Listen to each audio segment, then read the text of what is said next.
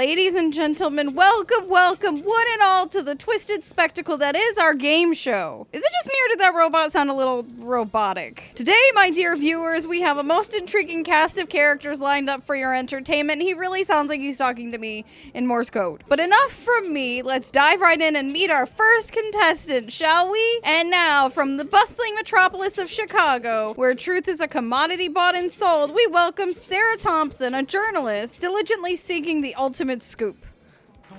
That's not me, is it? Oh no. She sounds even more robotic. I'm not gonna feel bad if I win this one because they're all robots. From the concrete jungle of New York City where dreams come to die, wink wink. Ow. We have the enigmatic Richard Greystone, a man whose legal prowess is matched only by his moral flexibility. So I've got a journalist and a lawyer, and I'm just me. Greetings, esteemed guests. Do you see how he's hunched over? He's like this into the microphone. It's a pleasure to grace your screens with my presence. Next up, straight from unknown with the skill and determination of a true gamer, our wildcard participant, Jeaire. Hello everyone, greetings folks, how did you know it? Or hey there, let's get this game started. Sounds about right, I am a little impatient. And of course, our final contestant needs no introduction, hailing from the foggy streets of London, Jack! Where whispers of the occult echo through the night, we have the inscrutable Edgar Darkwood, a man whose secrets are as numerous as the stars themselves. That doesn't sound sketchy or anything. Greetings, mortals, let's embrace the unknown together. And there you have it, dear viewers, our motley crew of contestants, each with their own dark desires and ambitions. Ready to do battle in this arena, so sit back, relax, and prepare yourselves for a journey into the heart of madness. You're making this sound like an epic tale, I've got to say. Let the games begin! Oh no, what if you miss a trivia question, do you die? Welcome to the first phase of the show. This is where we separate the wheat from the chaff, the knowledge seekers from the mere mortals. I thought that said meme. In this round, your gray matter will be put to the test, and every correct answer will swell your coffers by a handsome $10,000. So if I get the question right, I get 10 grand. Okay, now, without further ado, let's delve into the depths of the unknown, shall we? We shall. Which psychological condition causes individuals to believe they are already dead? Cotard syndrome. And the answer is correct. Love my knowledge of weird stuff that I probably shouldn't be Googling at 2 in the morning. Cotard delusion, also known as Cotard syndrome, where the living believe they're just a heartbeat away from joining the ranks of the dearly departed. They sometimes even believe that they are, like, they look dead. Richard, here's the question. Which of the following animals has been known to engage in cannibalism? The answers are dolphins, koalas, chimpanzees, and hamsters. I didn't believe any of those did. Koalas? It better not be koalas. No. My guess is hamsters. You really think hamsters go in a cage together and eat the other person? Other hamster, anyway. And the answer is... my childhood is ruined. I had hamsters and one of them went missing. Oh God. Richard gets $10,000. I have $10,000. Richard, you're going down. Next up, Sarah's question. Which of these plants is associated with deadly nightshade? Ooh. The answers are daffodil, belladonna, sunflower, and tulip. I vote for belladonna. This is stuff that makes you poop, I think, though. Also, notice how the questions are all surrounding death. It's a bit odd. My guess is belladonna. The answer is correct! The devil's snare, also known as belladonna, ensnares its victims with a deadly embrace, making it envy of every green-thumbed villain. Devil's snare, devil's snare. And now I forgot it just like Hermione did. Edgar, here's your moment. Which famous author is rumored to have had a fascination with the macabre and occult? The answers are Jane Austen, Mark Twain, Edgar Allan Poe, and Charles Dickens. Which of those had a love of the occult? Definitely wasn't Charles Dickens, although it could have been because he wrote, just pick Edgar Allan Poe. You're thinking very hard about this, Edgar. You're named after the guy, Edgar. My guess is Mark Twain. You know what, for that one, you deserve to lose. And the answer is... wrong! Edgar Allan Poe, the master of the macabre, infused his tales with eerie atmospheres and dark themes that continue to chill readers to this day. That concludes our first round of mind-bending questions, folks. And Edgar's broke. Poor Edgar. And with that, we'll be taking a short break for our sponsors, but don't wander off, my lovelies. When we return, it's time for a bloody exciting game coming up next. I don't like the way that you just said bloody. And remember, there's no cutting corners here. Well, except when it comes to the minigame. With a knife, of course. I was gonna make a very dark joke, but I think you made it for me. My dear contestants, we're off the air for now, but fear not. If you need anything at all, you know where to find me. Just don't keep me waiting too long. ... Do I really want to talk to any of them? With this knife game coming up, who knows what'll happen? I heard Sarah's not handling it too well. Makes you wonder if she'll make it through in one piece. The knife or her emotions? Sarah, what do you have to say about that? You're a journalist. You understand I have to come talk to you. I don't know if I can do this, Jeaire. I'm scared. What if I mess up? What if I get hurt? Why do I have to go with the live, laugh, love, like, part of this? Can't I just say, you suck? Let's do, you're stronger than you think. This game might be tough, but we'll through it together. I've never seen it put that way.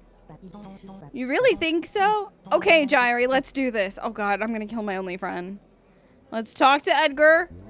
Ready for the knife game? Just remember to take it slow and steady. No need to rush into anything risky. You sound like an investment lawyer. Okay, let's go, Mr. Host. Before we dive back in, here's a quick shopping tip. Snowy's Wish, an intense boss battle to the last snowball against Santa Claus himself. Yours to enjoy, absolutely free. Advertisement. Now, it's time for our first minigame of the evening, where the contestants' courage will be put to the test. I'm not very courageous. Let's see if they have what it takes to handle a little knife play. Here are the rules. Contestants will have 30 seconds to score as many points as possible. They must touch the table with the tip of the knife, avoiding any mishaps with their hands. At the end of the timer, the contestant with the lowest score will be the first to face elimination. Edgar, I'm so sorry. Let the games begin. Oh, it's this! I already chopped off a finger! Again! That one's going goodbye. Oh my god! I'm not using the right mouse for the... I am so eliminated. Oh my god, my poor man! I'm normally much better at this. Oh! I barely won. Can I do that again? I have a second hand I can try. And now, ladies and gentlemen, it's time for the moment you've all been waiting for the first elimination. The unfortunate soul who will be bidding us adieu tonight is none other than... Richard! Oh, he just yawned. That was definitely a chainsaw. He can't really be dead, can he? Those screams send chills down my spine. I don't think he had much time to scream. Now the game truly begins. Here we are. Let's continue with the show. Oh no. Edgar, I'm so sorry. We're diving straight into our second round of questions. That's the lawyer, wasn't it? So he's not going to be able to see them. Where the contestants' moral fiber will be put under the microscope for all to see. Every answer in this round will earn you $10,000. So feel free to speak your mind without any inhibitions. Lovely. Let's see who will rise to the occasion and who will falter under the weight of their own conscience. You spelled conscience right. I'm proud of you. Get ready for some thought-provoking questions, folks. Here we go, Jeaire. Question time. You find out a friend has been secretly stalking someone for months. What's your next move? Offer to join in on the adventure? No. Confront your friend and seek help. Confronting them probably isn't a good idea. Brush it off as a harmless curiosity or distance yourself. I'm gonna distance myself and say, see you later, alligator. Oh, interesting. I got $15,000 for that one. The thrill of the hunt. Stalking is just another form of admiration, isn't it? No, that's illegal. Who needs personal space when you can have a dedicated fan club? And you're what's wrong with society. Let's hear it, Sarah. Questions up. A colleague takes credit for your work. How do you address the situation? The answers are, let it go and focus on better work. No. Discuss calmly with your colleague. No, I would be salty. Spread false rumors about your colleague, or do you take credit for their work too? I would say take credit. Spreading false rumors is a little much. What are you going to say? Oh, she wrote my paper in the break room. Everybody's going to think you're a snitch. My answer is discuss calmly with your colleague. Sarah, will you really?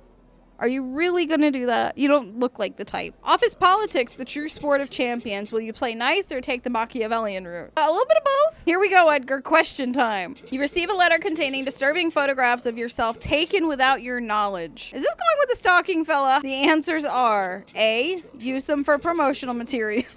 See this new camera as part of my photography portfolio? I don't think so. Dismiss it as amateur blackmail. No.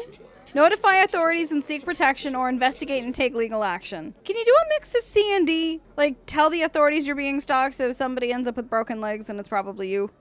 My answer is notify authorities and seek protection. A picture's worth 1,000 words, or in this case, 1,000 nightmares. This guy's giving me the creeps. All right, folks, that wraps up the second round of questioning, and my, have we peeled back some layers. Now, we've got a glimpse of the real deal, the raw essence of each contestant.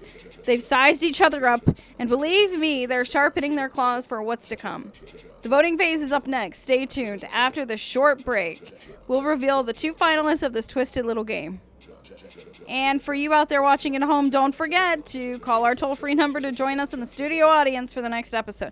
I don't think I'd want to be part of this audience. There's a liability that all of the seats are going to fall out like that guy's did, Oprah style. And you get dead, and you get dead, and you get dead, and all of you get dead. There's always a need for fresh faces. Bad timing on your joke, sir. Oh, voting. I didn't sign up for this. The shadows deepen. Edgar is incredibly creepy. He's like Cthulhu. Well, folks, it seems we're off the air for now. If you need to know when we're back, you know where to find me. Just don't keep me waiting too long. Or what? You're gonna kill me like Richard? He really is impatient. Poor Sarah. I can't believe I misjudged you. I thought you were better than this. What are you talking about? I didn't do anything. I'm voting for you next time. Edgar, you're my new friend. Watch your back, mate. Trust is a rare commodity in these... I really can't trust any of them. You know what? I'm ready. I've made my decision. Excellent. Let's dive back in. Welcome back, folks. We're live again. It's time to introduce our next phase, the voting round. I feel like this guy's trying to sell me something. Here's how it works. Each player will cast their vote on who they believe should be eliminated. They're gonna vote for me. The contestant with the most votes will be out of the game.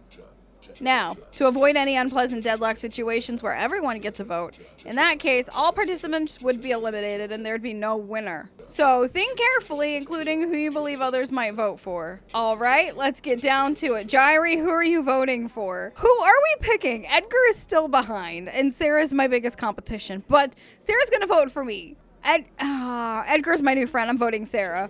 Now, Sarah, who are you voting for? I need some time to think. I knew it! She's voting for me, which means, Edgar, you better vote for Sarah or we are not friends. How dare you! All right, we have a winner, or should I say an eliminated contestant. And I'm dead. There's 4 endings to this? Okay, we're going to the next ending. Let's be super nice this time and say greetings, folks. Maybe Sarah will think I'm a nice person then. Who was the notorious figure associated with the legend of Dracula? Was it Vlad the Impaler? And the answer is correct. Oh, I don't know history like that. Vlad the Impaler, also known as Vlad Dracula, inspired the infamous bloodthirsty vampire of legend, casting a shadow of fear across Transylvania. Richard, your question awaits. What is the phenomenon known as when a corpse appears to move or grow hair after death? The answers are terminal lucidity, cadaveric spasms. This guy knows a lot about death. Dead moves and or D, rigor mortis. I'm gonna go with B, cadaveric spasms. Good job, Richard. And the answer is correct. High five, Richard. You're gonna be my friend this time. Don't get killed. Cadaveric spasms, also called postmortem spasms, can sometimes cause the appearance of movement or hair growth in a corpse after death. So somebody can go to dead. Somebody can be dead bald. If you have to dig up the body for whatever reason, they could have a whole head of hair. That's a bit odd. Sarah, here's the question. What is the name of the infamous serial killer who inspired the character of Norman Bates in Psycho? The answers are Jeffrey Dahmer, Ed Gein, Ted Bundy, or Wayne Gacy. My guess is Ed Gein. No, Ed Gein's the one that wore his mother. Your answer should be Ted Bundy, but guess what, Sarah? It's my turn now. Payback. The answer is... Oh, I should shut my mouth then. Oh, that's right. Norman Bates is the one that was in love with his mother. The man behind the inspiration for Norman Bates is none other than Ed Gein, the charming gentleman with a penchant for interior decorating. Here we go, Edgar. Question time.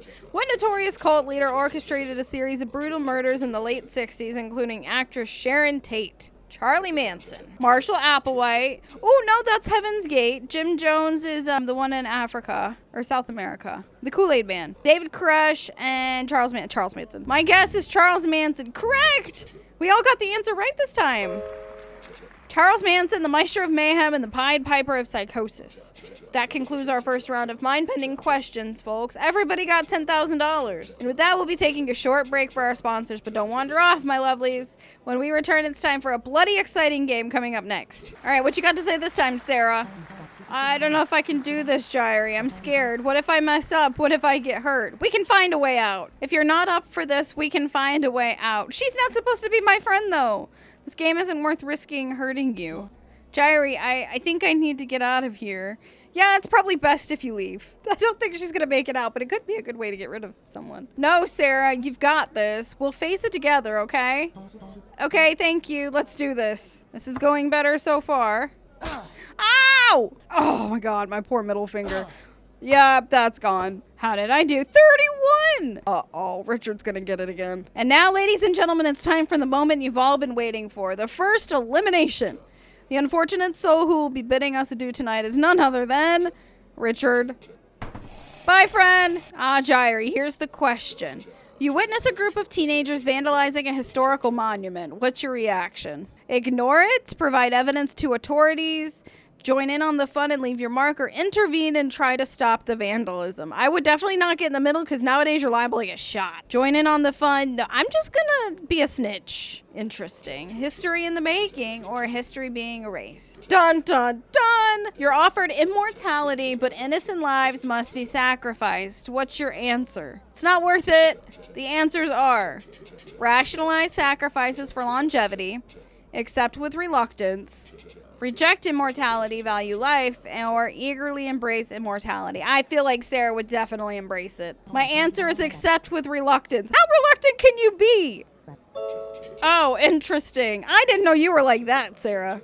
Immortality, the ultimate prize with just a dash of bloodshed. Just a little bit. Edgar, here's the question.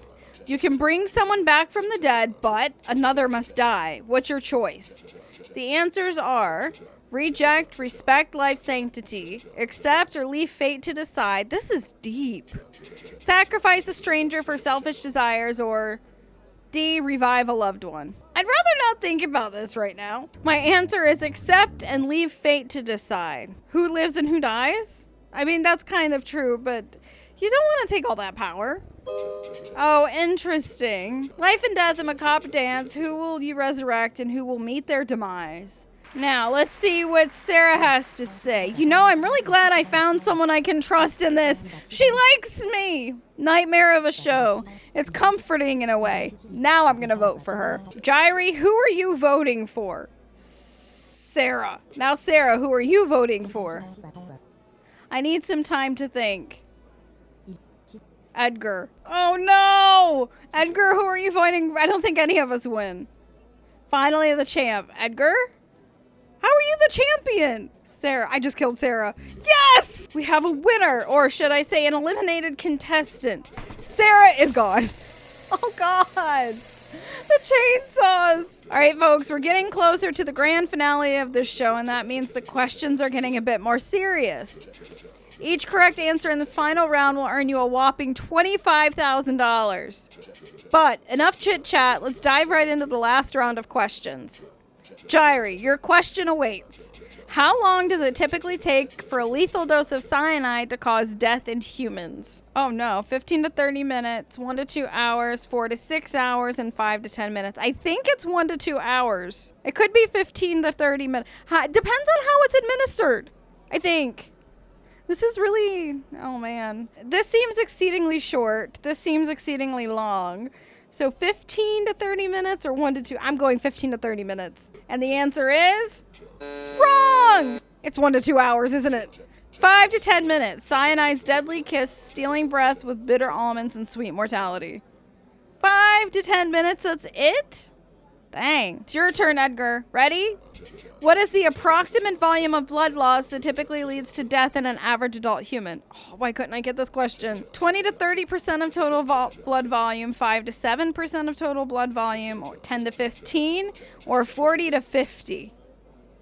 I think it's 20 to 30. My guess is 40 to 50% of total blood volume. The answer is correct. Oh no, that means I'm going bye-bye. Congratulations, champ. Life's essence, a delicate balance. Lose 40 to 50% blood, fade into the abyss of death. All right, folks, it's time for our last commercial break before the grand finale. Our 2 finalists will engage in a duel filled with thrills and spills, a real bloodbath of entertainment. My dear contestants, this is your last chance to catch your breath. Hope you're all handy with a shotgun.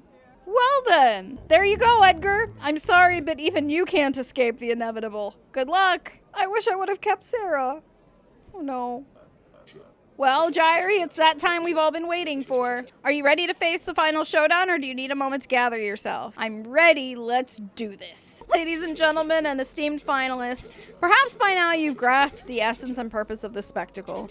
In the initial phase of questioning, we tested our contestants' knowledge, then their courage in the knife minigame. In the second phase of questioning and in the voting, we probed the morality of the players and the coldness required to choose to eliminate another individual. Oops. In the final phase of questioning, we assessed whether you know the method, and if you've made it here, you have all the cards on the table to be true murderers. There's just one final step to truly define yourselves as such. Action! And so in this last phase, you'll be armed with a shotgun and 30 seconds of time. Whoever manages to take out the most people from the audience will be the new champion of this dazzling episode of our game show. Let the festivities begin. Oh, thank goodness, they're all toys. This is horrible! I thought they knew what they were getting into. They did sign up for this. Oh, I can't get any on the other side. Ah! It feels like target practice, unfortunately. Oh, man. I don't understand what this guy is training for. He beat me! All right, folks, it's time to announce the winner of tonight's thrilling episode. But before we do, let's give them a round of applause to our brave contestants for their valiant efforts. Now, without further ado, our champion, or should I say our murderer, is none other than Edgar! I don't think I meant to be a murderer. If you guys have any ideas for games you'd like me to check out, make sure to let me know down in the comments below. But until next time, see ya!